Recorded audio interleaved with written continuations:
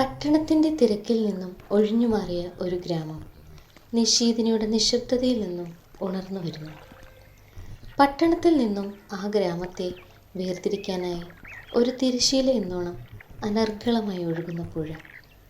ആ പുഴയുടെ പഞ്ചസാര മണൽപ്പുറത്ത് അങ്ങ് വിദൂരതയിൽ നിന്നും കുഞ്ഞോളങ്ങളെ സൃഷ്ടിച്ചു കൊണ്ടുവരുന്ന ഒരു കൊച്ചു തോണിയെ നോക്കി അയാൾ ഇരുന്നു. തോണി കരയ്ക്കെടുത്തു. പതിവ് പോലെ അയാൾ തോണിയിൽ കയറി. തോണി കരയിൽ നിന്നും നീങ്ങി.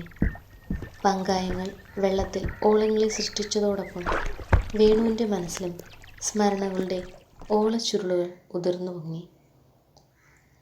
പട്ടണത്തിൻ്റെ ഹൃദയഭാഗത്ത് സ്ഥിതി ചെയ്യുന്ന ആ പടുകൂറ്റൻ കോളേജ് കെട്ടിടത്തിൻ്റെ ഗേറ്റ് ആദ്യമായി കടന്നു ചെന്നപ്പോൾ വേണുവിന് തൻ്റെ പ്രതീക്ഷകൾ പൂവണിയാൻ തുടങ്ങുന്നതിൽ അത്യാഹ്ലാദമുണ്ടായിരുന്നു.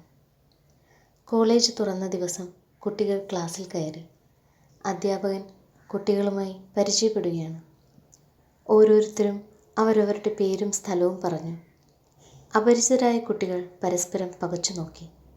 കൂട്ടത്തിൽ തൻ്റെ ഗ്രാമവാസിയായ ഒരു കൊച്ചു സുന്ദരിയെ വേണു അറിയാതെ നോക്കിപ്പോയി.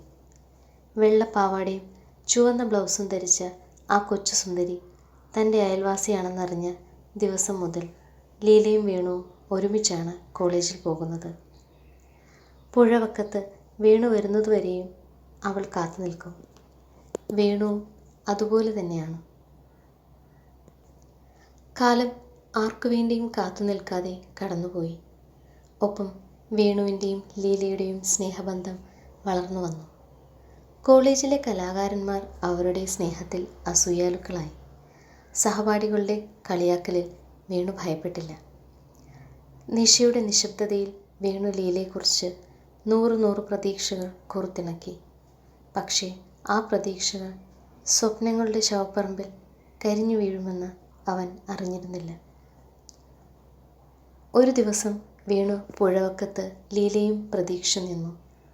അവൾ വരുന്ന സമയമൊക്കെ കഴിഞ്ഞു. അവൻ പോകാറുള്ള തോണി 2-3 പ്രാവശ്യം അക്കരെ ഇക്കരെ കടത്തിറക്കി. വിഷാദമൂകനായി വേണു അന്ന് തനിയെ കോളേജിലേക്ക് യാത്രയായി. അന്നു മുതൽ എന്നും താൻ ഏകനാണ് എന്ന് അവൻ അറിഞ്ഞിരുന്നില്ല.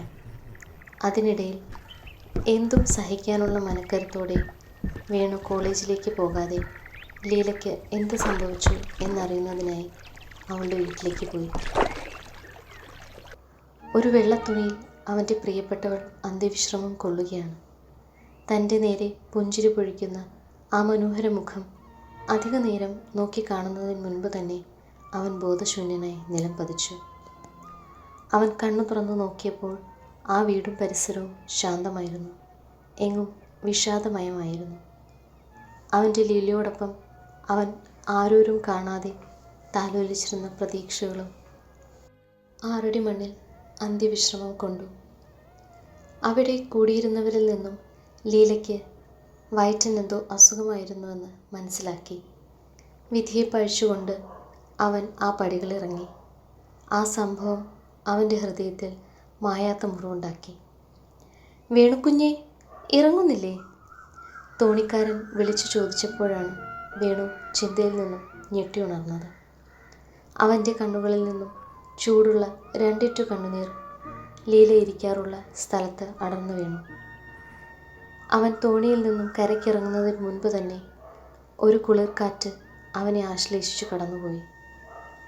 ആ കുളിർക്കാറ്റിൻ്റെ കണ്ണുകൾ ഈറനല്ലേ?